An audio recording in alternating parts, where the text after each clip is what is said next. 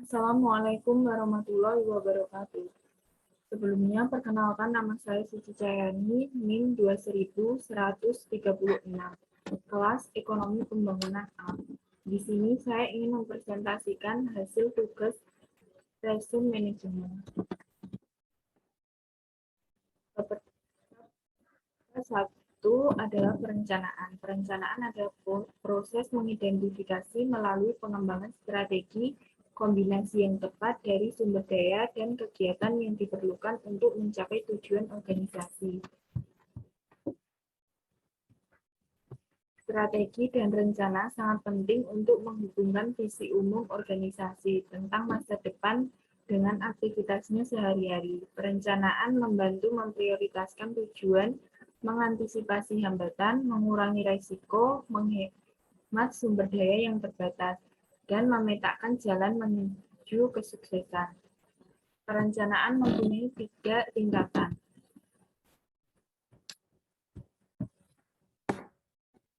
Yang pertama yaitu politik. Politik mengenai kesepakatan tentang tujuan dan sumber daya secara keseluruhan. Yang kedua adalah strategi. Strategi pengembangan metode yang luas dalam menetapkan arah kegiatan untuk mencapai tujuan. Dan yang ketiga adalah operasional, dalam pelaksanaan sehari-hari di bidang rencana strategis. Strategi. Strategi adalah cara untuk mencapai tujuan jangka panjang yang komprehensif dari suatu organisasi. Perencanaan strategis adalah fungsi manajemen yang sesuai yang berfokus pada pengembangan arah keseluruhan untuk organisasi dalam konteks tantangan dan peluang lingkungan operasi, serta sumber daya organisasi.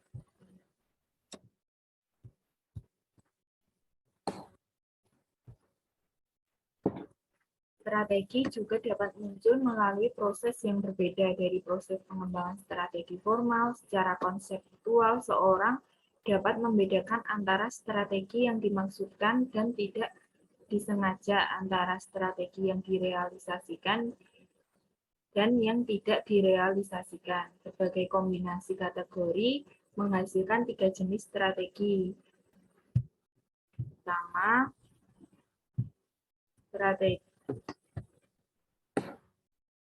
menghasilkan 3 jenis strategi. Yang pertama adalah strategi yang disengaja, dimaksudkan, dan direalisasikan. Yang kedua adalah strategi yang tidak direalisasikan, dimaksudkan tetapi tidak direalisasikan.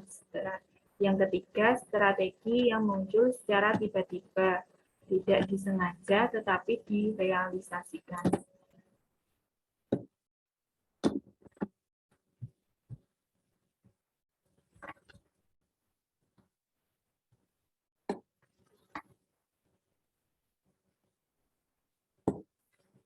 Strategi dan rencana dapat dibedakan berdasarkan jangka waktu penerapannya dan tingkat hierarkinya.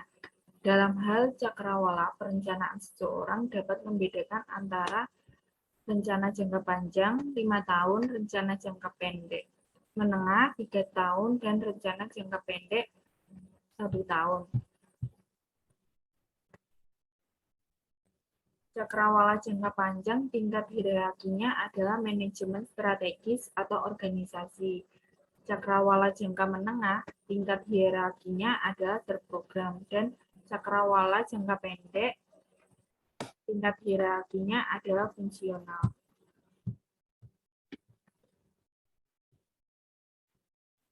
Ketika memecah strategi dan rencana yang sesuai secara hierarkis, seorang dapat membedakan perencanaan strategis untuk organisasi secara keseluruhan. Perencanaan manajemen mengenai berbagai rencana dan program dalam divisi organisasi, dan perencanaan fungsional, yaitu fungsi pendukung seperti administrasi, urusan publik, dan lain-lain.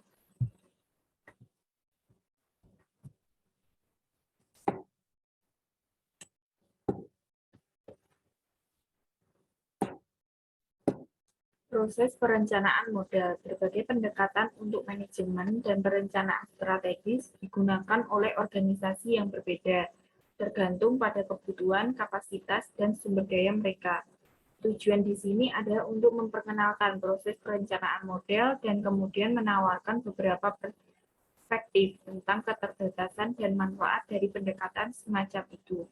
Jika dengan mempertimbangkan tantangan khusus yang dihadapi para manajer ketika merencanakan visi lapangan PBB.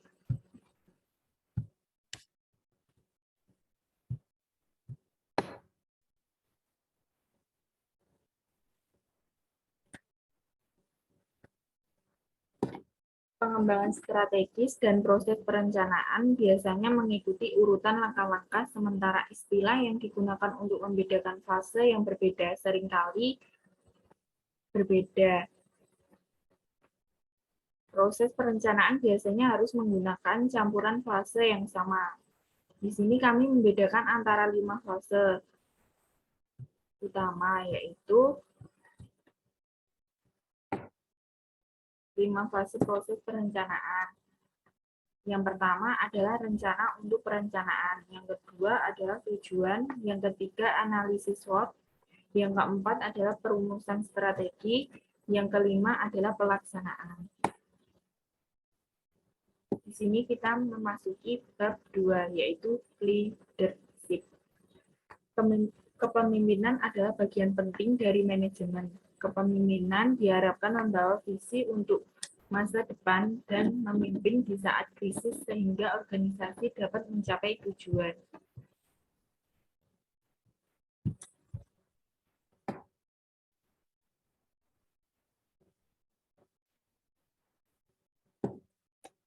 Kita mengenal seorang pemimpin ketika kita melihatnya, bahkan jika kita berjuang untuk mendefinisikan kepemimpinan yang baik. Kita mengenali ketika kita melihat seorang pemimpin beraksi. Namun, kepemimpinan sering dikacaukan dengan manajemen. Keduanya membutuhkan kemampuan untuk membuat orang melakukan sesuatu sehingga organisasi dapat mencapai tujuannya. Tetapi, sementara manajemen mengawasi dan di sini sekarang kepemimpinan diharapkan membawa visi untuk masa depan dan memimpin di saat krisis. Menjadi seorang pemimpin memerlukan tindakan strategis dan konsisten dalam mendukung visi yang lebih luas untuk organisasi. Pemimpin melihat kemungkinan di mana orang lain melihat masalah. Tentu saja kepemimpinan adalah kualitas yang lebih alami untuk beberapa daripada yang lain. Tapi tidak ada yang pernah menjadi pemimpin yang sempurna pada hari pertama.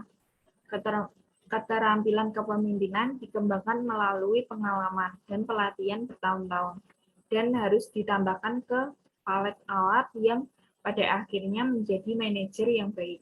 Ada juga tipe pemimpin yang di berbagai tingkatan dalam sebuah hierarki. Pelajaran kepemimpinan dalam bagian ini, oleh karena itu kita terbatas pada kepala misi atau wakil khusus sekretariat jenderal, tapi relevan dengan staf setiap misi.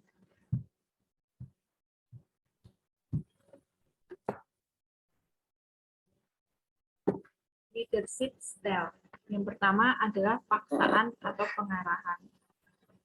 Pimpinan memberi perintah dan berharap untuk dipatuhi. Ini sangat berguna pada saat situasi dan krisis yang cepat pada kinerja karyawan, kelemahannya semangat kinerja karyawan dan menghambat fleksibilitas organisasi. Yang kedua adalah berwibawa. Pemimpin mengatur tujuan keseluruhan atau strategi dan mendorong orang mengikutinya. Ini sangat berguna ketika organisasi terpaut atau tidak disiplin dan membutuhkan arah dan pengawasan. Kelemahannya adalah tujuan atau strategis tidak diinformasikan oleh ide yang hebat staff. Yang ketiga adalah afiliasi atau mendukung. Pemimpin mendengarkan, menegaskan, dan memfasilitasi sikap orang yang datang pertama. Ini perlu meningkatkan moral yang rendah. Kelemahannya para karyawan mungkin tidak pengertian yang jelas arah atau tujuannya. Yang keempat adalah demokratif atau partisipatif. Pemimpin memberi peran karyawan dalam sehari-hari pengambilan keputusan. Ini perlu membangun organisasi yang fleksibilitas, daya tanggap, dan tanggung jawab. Kelemahannya mengakibatkan keraguan-raguan dan rasa kebingungan atau di terburuk miskin pengambilan keputusan. Yang kelima adalah pengaturan kecepatan atau pencapaian.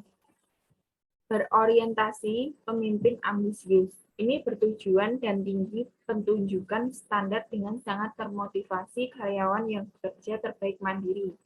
Kelemahannya mungkin merasa begitu banyak kepada karyawan yang kemudian merasa kesal atau menyerah. Yang keenam adalah pelatihan.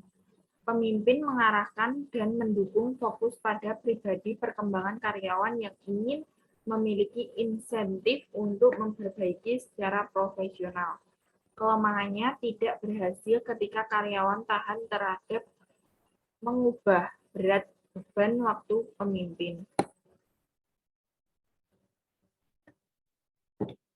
Visioner, pemimpin yang efektif mampu menyusun visi untuk bergerak melampaui status quo, visi yang jelas, fokus, dan mudah dipahami. Bahkan jika proses yang diperlukan untuk mengimplementasinya panjang dan rumit. Komunikator dan pendengar. Sama pentingnya dengan kemampuan untuk menyusun visi adalah kemampuan untuk mengkomunikasikannya dengan jelas dan singkat. Bahkan jika menerapkan visi adalah proses yang rumit, menjelaskannya tidak seharusnya. Motivator, di mana kepemimpinan tidak ada dan moral buruk. Staf tersebut siapa yang bisa pergi. Staf yang memotivasi dan menginspirasi adalah bagian dari apa yang membentuk seorang pemimpin dan seorang manajer terpisah. Penengah, memahami sifat konflik dan mempelajari keterampilan resolusi konflik sederhana, membantu Anda mengkontribusi pada lingkungan yang ramah dan adil lingkungan kerja. Meskipun pemicu konflik mungkin sepele, alasan yang mendasari permusuhan di tempat kerja umumnya lebih luas, dari komunikasi yang buruk hingga bentrokan atau perbedaan kepribadian gaya kerja. Apapun hasilnya, intervensi dini adalah kunci untuk mengelola konflik sebelum menjadi krisis. Pembangunan koalisi. Manajer karena itu benar mendedikasikan banyak upaya untuk merakit dan memelihara suatu fungsi tim kepemimpinan yang menyatukan keterampilan yang saling melengkapi dan atribut. Ini dimulai dalam organisasi dengan membangun konsep dan tim atau tim kepemimpinan yang efektif untuk menangani isu-isu tertentu. Sementara jumlah tim manajemen formal ada di sebuah misi PBB dan biasanya bertemu setiap minggu. Ini mungkin tidak selalu menjadi yang paling cocok untuk merespon dengan tepat tantangan tertentu yang wajah organisasinya. Akuntabel, pemimpin yang baik membuat keputusan yang baik. Mereka melakukan dengan mengidentifikasi dan menilai biaya relatif, manfaat, dan risiko yang melekat pada setiap keputusan. Ini sangat penting ketika keputusan akan membawa dampak negatif bagi seorang atau sekelompok orang. Berkepala dingin. Memimpin organisasi atau tim melalui krisis menyajikan serangkaian tantangan sendiri. Bencana nasional atau konflik kekerasan membawa tingkat ketidakpastian, urgensi, dan kompleksitas yang tinggi. Kita memasuki bab komunikasi. Komunikasi adalah fungsi manajerial inti yang mencakup tidak hanya pertukaran informasi, tetapi juga pengelolaan informasi di dalam dan di luar organisasi.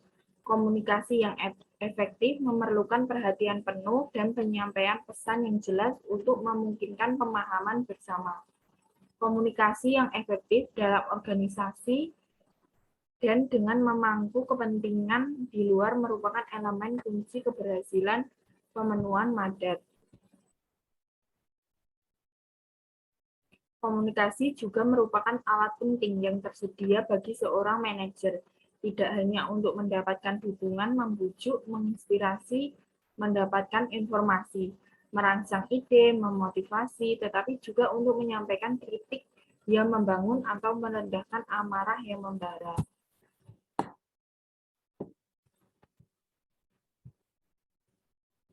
Jenis komunikasi.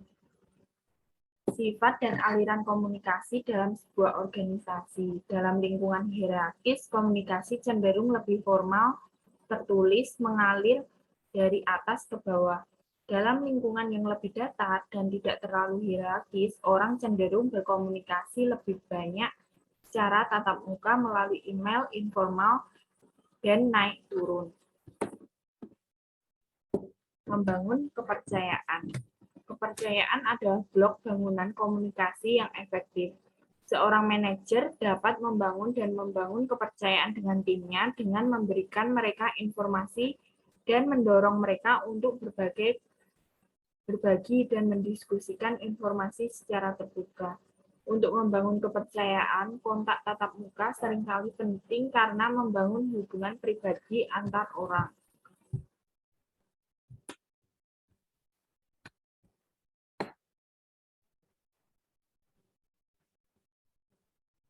Jika tidak memungkinkan kontak suara melalui panggilan telepon, menyediakan jenis kontak lain yang lebih personal daripada katakanlah email dari anggota tim. Ketidakpercayaan akan terjemahkan dalam komunikasi ke atas yang sangat sedikit, karena ketakutan dan ketidakpastian mengalahkan keinginan untuk berbagi pemikiran yang jujur, kritis. Manajemen staf yang akan memberitahu atasan mereka apa yang ingin mereka dengar, bukan apa yang mereka dengar. Kepercayaan dapat dibangun melalui metode komunikasi yang berbeda tergantung pada situasi dan audiensnya. Perhatian yang tepat harus diberikan untuk menghormati kerahasiaan beberapa percakapan secara identitas, pembawa pesan jika perlu. Beberapa dari pertemuan dijadwalkan secara teratur untuk memungkinkan staf mempersiapkan diri secara memadai. Komunikasi lisan, komunikasi verbal yang memerlukan sebuah komponen dialog, penyampaian pemikiran, ide yang efektif, serta mendengarkan secara aktif rekan-rekan. Komunikasi hanya dapat bermakna dalam pertukaran dua arah. Oleh karena itu, pentingnya mendengarkan orang lain secara aktif.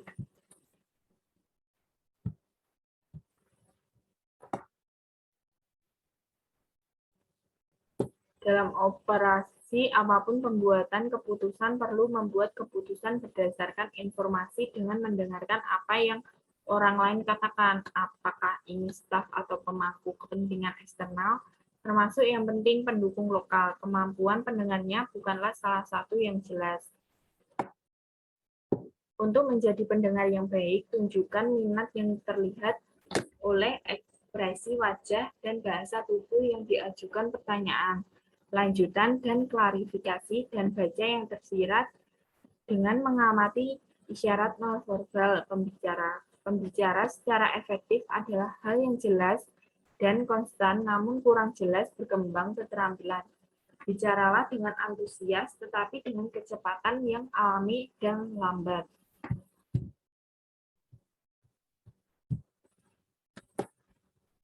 Komunikasi tertulis. Keterampilan penyampaian pesan yang jelas, ringkas, dan informatif melalui kata tertulis ada hal yang sangat langka. Mengingat tuntunan komunikasi sehari-hari dalam misi lapangan, keterampilan menulis akan selalu penting bagi manajer yang sukses.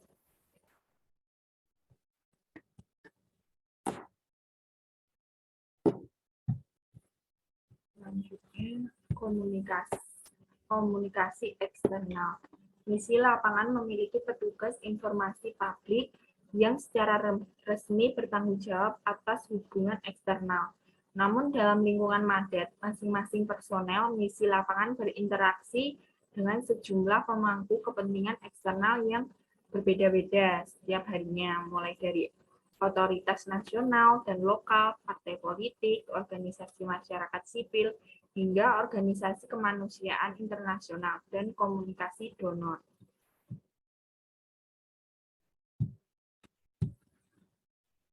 Sementara banyak tips untuk berbicara di depan umum dan untuk komunikasi tertulis yang disebutkan di atas relevan terlepas dari konteksnya. Ketika mewakili misi lapangan PBB di lingkungan eksternal, taruhannya jauh lebih tinggi ketika mendiskusikan kebijakan misi di depan umum secara penting untuk melangkah dan dengan hati-hati dan menghindari pengiriman pesan yang campur aduk atau lebih buruk lagi kontradiktif.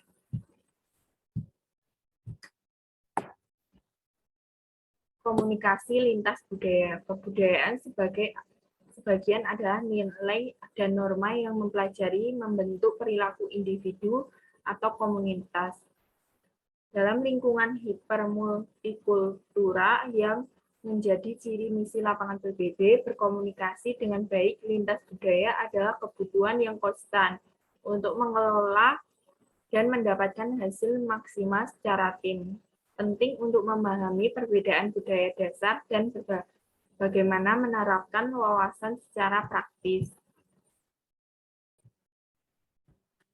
Budaya mempengaruhi bagaimana seseorang berpikir, merasa, bertindak, dan berkomunikasi. Dalam praktiknya, perbedaan budaya dapat menyebabkan kesalahpahaman dan mendistorsi komunikasi dengan rekan kerjanya, serta dengan banyak pemangku kepentingan dari operasi perdamaian.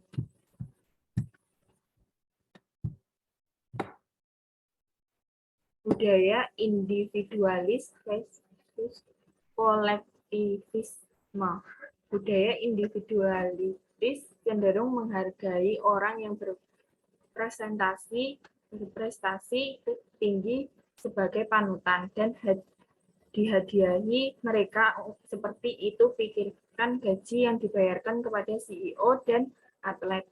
Mereka juga lebih cenderung menghargai efisiensi dan pencapaian daripada harmoni dan persatuan.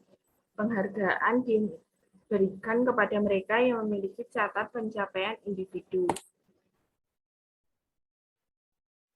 Dalam politik, pekerjaan, dan kontrak diberikan kepada partai yang setia. Jadi, dalam budaya kolektivis, pembicara bisnis dilakukan setelah hubungan sosial terjalin. Penghargaan sering diberikan kepada sanak saudara bahwa jasa yang harus selalu melampaui patronesia adalah penilaian nilai, bukan kebenaran. Komunikasi berbasis kelompok.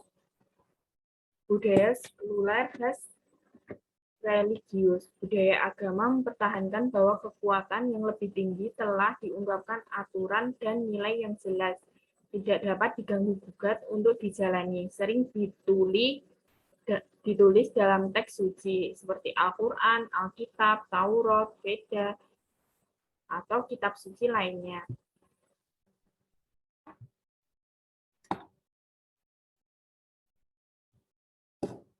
Demikian pula orang-orang yang dari latar belakang budaya agama mungkin membawa nilai dan keyakinan agama masing-masing untuk menanggung tugas hubungan profesional mereka. Yang terakhir adalah budaya militer versus sipil. Budaya militer yang mendarah daging ini mempengaruhi cara tentara menjaga perdamaian, berkomunikasi, berkoordinasi, dan membuat keputusan baik di dalam barisan mereka maupun di rekan sipil. Jelas ini bisa menimbulkan ketegangan dengan warga sipil yang mengutamakan kebebasan berpikir, pengambilan keputusan berdasarkan kesepakatan, dan egalitarianisme.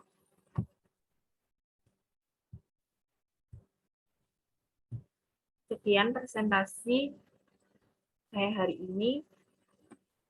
Sekian, wassalamualaikum warahmatullahi wabarakatuh.